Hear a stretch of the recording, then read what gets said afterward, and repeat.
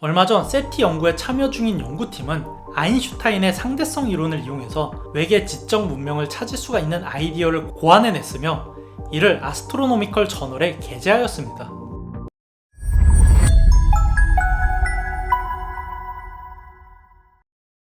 (1977년에) 발사된 보이저 5는 현재 지구로부터 최소 233억 킬로미터 이상 떨어진 우주 공간을 날아가고 있습니다. 그럼에도 우리가 보이저5와 통신이 가능했었던 이유는 전파 통신 덕분이죠. 컴퓨터의 데이터는 0과 1로 이루어져 있는데 이를 이용해서 0과 1을 구분할 수가 있는 신호만 전달할 수가 있다면 그 어떤 사진이든 동영상이든 텍스트든 어떤 데이터든지 보낼 수가 있습니다. 보이저5는 레이저처럼 일직선으로 날아가는 전파를 이용해서 지구 방향으로 이러한 데이터들을 전송하는 것이죠. 하지만 이 방법에 한계가 존재하는 이유는 전파가 되었던 레이저가 되었던 아무리 일직선으로 날아간다고 해도 그 거리가 멀어질수록 신호가 분산이 되고 그 결과 신호의 감도가 약해집니다. 무려 233억 킬로미터 떨어진 보이저4의 이 매우 약한 감도의 신호를 받기 위해서는 초대형 전파 망원경이 지상에 필요하고 그 때문에 DSN 일명 딥스페이스 네트워크를 사용해서 겨우겨우 수신이 가능한 것입니다.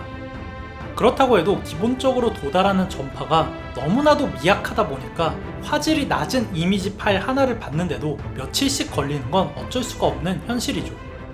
그나마 보이저5는 광속으로 하루도 안 걸리는 거리에 있어서 전송이 가능하다고 하지만 일광년 거리까지 날아가도 현재로서는 데이터를 전송받을 방법이 없습니다. 그에 비해서 태양계에서 가장 가까운 항성은 4.3광년 거리가 떨어져 있고 그 때문에 태양계 바로 근처에서 전파를 사용하는 외계 문명이 있다고 해도 우리가 이를 제대로 수신하지 못할 가능성도 있는 것이죠. 하지만 전파 통신의 특성상 이는 더 강력한 안테나를 통해서 송신을 하거나 더 거대한 전파 망원경으로 수신을 받는 방법 외에는 답이 없다고 생각을 했었습니다. 지금까진 말이죠. 얼마 전 세티 연구에 참여 중인 연구팀은 아인슈타인의 상대성 이론을 이용해서 외계 지적 문명을 찾을 수가 있는 아이디어를 고안해냈으며 이를 아스트로노미컬 저널에 게재하였습니다. 아인슈타인의 일반 상대성 이론에 따르면 중력이 생기는 원인은 시공간이 실존하는 무언가로 이루어져 있기 때문입니다. 때문에 시공간 위에 질량이 있는 물체가 존재하면 그 물체의 질량에 의해서 시공간이 휘어지게 되고 이 휘어진 시공간에 의해서 생기는 현상을 우리가 중력이라고 부르는 것이죠. 처음 아인슈타인이 이 이야기를 했을 때는 공상과학에 가까운 소리처럼 들렸지만 이후에 에링턴이 아인슈타인이 한 얘기를 증명하기 위한 실험을 하면서 놀랍게도 태양에 의해서 빛이 휘어진다는 사실을 발견했습니다. 빛은 일직선으로 이동을 하지만 휘어진 시공간 때문에 휘어진 것처럼 보이는 것이죠. 심지어 지금은 이런 시공간의 휘어짐을 이용해서 망원경으로 볼 수가 없었던 천체를 보기도 하는데 이거를 중력 렌즈 효과라고 부릅니다. 최근에 제임스 웹 망원경이 찍은 사진에도 중력 렌즈 효과가 선명히 나타나 있죠. 연구팀은 이러한 일반 상대성 이론의 원리를 이용해서 우리 주변에 있는 강력한 렌즈를 망원경의 안테나처럼 활용할 아이디어를 내놨습니다. 우리 주변에 있는 강력한 렌즈는 바로 태양이죠. 태양의 중력을 이용해서 거대한 전파 망원경을 만든다는 계획입니다. 이 얘기를 듣고서 이거 언젠가 들어본 내용 같은데? 라고 생각을 할 수가 있는데 사실 태양 중력을 이용해서 망원경을 만든다는 아이디어는 이전에도 있었습니다.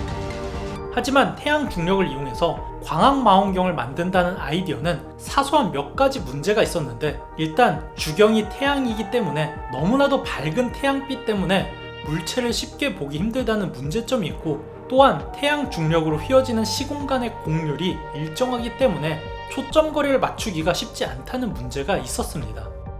망원경은 주경이 커질수록 초점거리가 길어지기 때문에 이 단점을 해결하기 위해서 반사망원경이 현재 대세인 것인데 태양을 망원경의 주경으로 활용할 경우 태양 크기의 렌즈를 가진 굴절 망원경이나 마찬가지인 것입니다.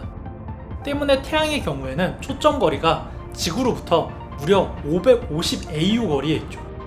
1AU가 약 1억 5천만 킬로미터이기 때문에 약 825억 킬로미터 거리의 위성을 띄워야 한다는 것이고 이는 보이저5까지의 거리보다 3배 이상 먼 거리입니다.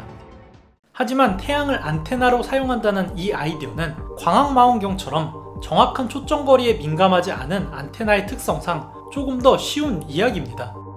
연구팀은 모든 전자기파가 휘어진 시공간에 영향을 받는다는 사실에 착안을 해서 태양계 외행성 궤도 밖에 거대한 안테나를 가진 중계 위성을 띄우면 태양 중력 렌즈 현상으로 지금과는 비교도 안 되는 감도로 전파를 수신 가능하다는 것입니다.